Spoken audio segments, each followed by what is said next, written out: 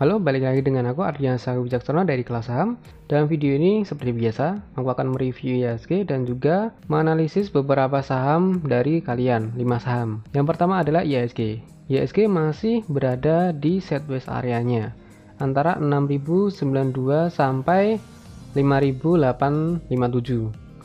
Tapi beberapa hari lalu atau minggu lalu IHSG seperti ditahan di sini. Ketika IHSG mengalami penurunan, ada penahannya nih di antara ini, di sekitaran ini 5976, bahkan naik turunnya itu di kisaran 6100-an sekian, dan MACD-nya berada di area positif.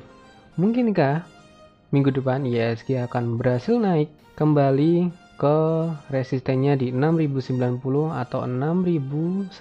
Apakah asumsi kedua akan beneran terjadi dan terjadi lagi? Kita tunggu ya. Untuk asingnya masih net sell, meskipun beberapa hari lalu mengalami net buy, tetapi pada minggu terakhir atau beberapa hari terakhir mengalami net sell. Seperti sekian. Kita ketahui bahwa IHSG itu cenderung digerakkan oleh asing. Kita cek minggu depan apakah asing masih melakukan distribusi atau sudah berubah nih menjadi akumulasi. Saham pertama yaitu ISAT. Saham ISAT berada di sideways kecil antara ini, antara 6.300 sampai 6.575, dengan volume yang relatif lebih rendah daripada rata-ratanya di sekian. Lalu MACD-nya juga ada divergent di area negatif. Kemudian pada chart weekly-nya indikasinya kurang baik. Kenapa? Karena pada saat ISAT seperti ini harga sahamnya naik, ternyata MACD-nya mengalami penurunan. Ada sebuah divergence di sini.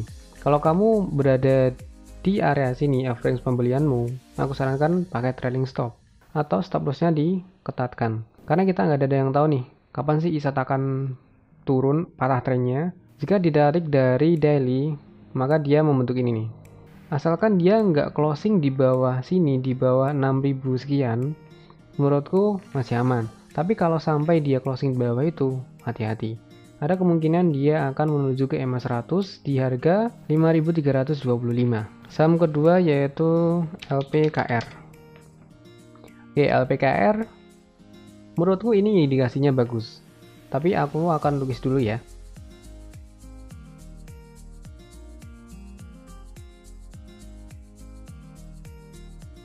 LPKR seperti ini. Dia berhasil tembus resisten sideways-nya. Awalnya kan dia sideways nih seperti ini. Nah, pada akhirnya dia berhasil naik atau tembus di resisten 212 dengan volume yang menurutku fantastis. Dan MACD-nya juga ini. Dia mulai mengindikasikan kenaikan. Akan tetapi dia bikin upper shadow.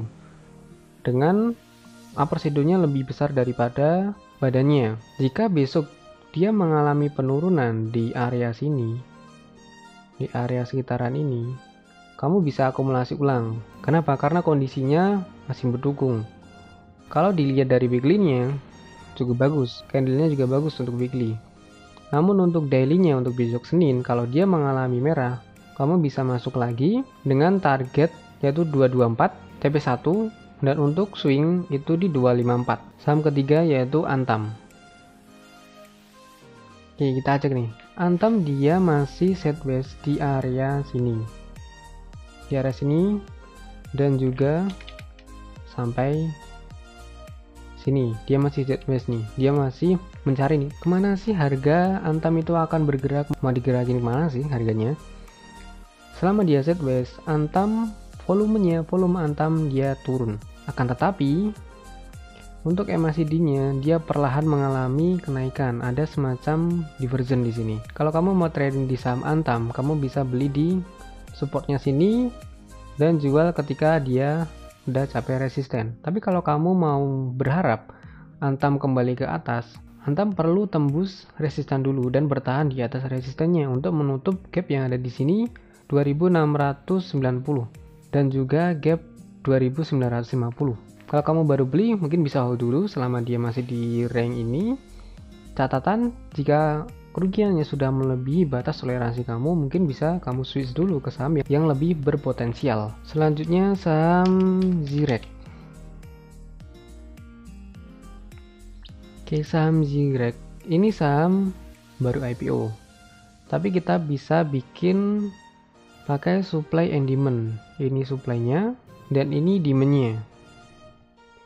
Seakan dia sedang bergerak sideways. Kalau kamu mau trading, kamu bisa beli di area sini, jual di sini. Dengan catatan support ini tidak tertembus ke bawah loh ya. Pada saham Zirek ini, dia mengalami merah, tapi pada saat dia menyentuh area demand-nya, dia ditarik ke atas dengan volume yang dia lebih kecil, semakin kecil. Kalau besok dia hijau, mungkin kamu bisa jual dulu karena kondisinya yang menurutku kurang begitu bagus. Tapi kalau dia bisa di sini, turun di sini, kamu bisa spek buy dulu dengan jumlah lot yang sedikit. Untuk saham Zirek, kamu perhatikan dulu broker summary-nya gimana. Dari awal IPO sampai hari ini, apakah underwater-nya atau siapa sih yang menggerakkan saham Zirek ini? Dia masih akumulasi atau sudah didistribusi? Yang terakhir saham ACES. Saham ACES kalau ditarik dia lagi dalam kondisi downtrend. Sini. Ini upper trend line-nya.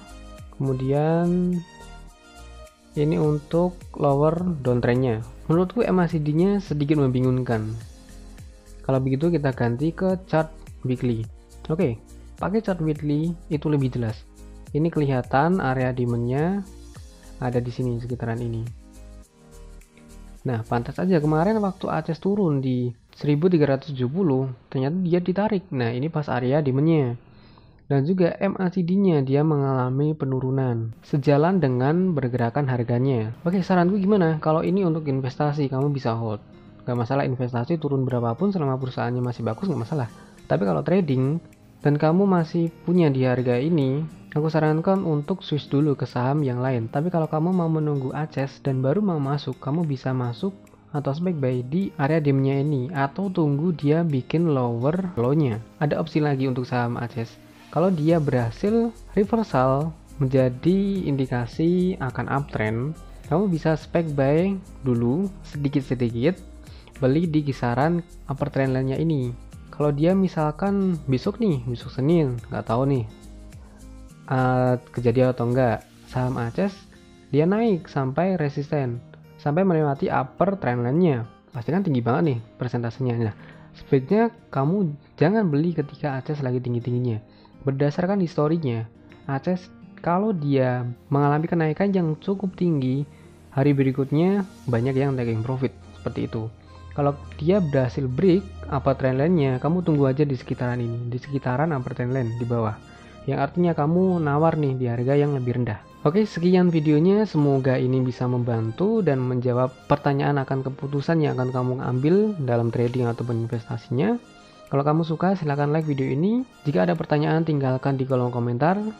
Bantu share video ini supaya membantu channel ini lebih berkembang lagi. Terima kasih bagi yang sudah nonton. Jangan lupa subscribe dan aktifkan lonceng notifikasinya supaya kamu tahu kalau aku udah upload video baru.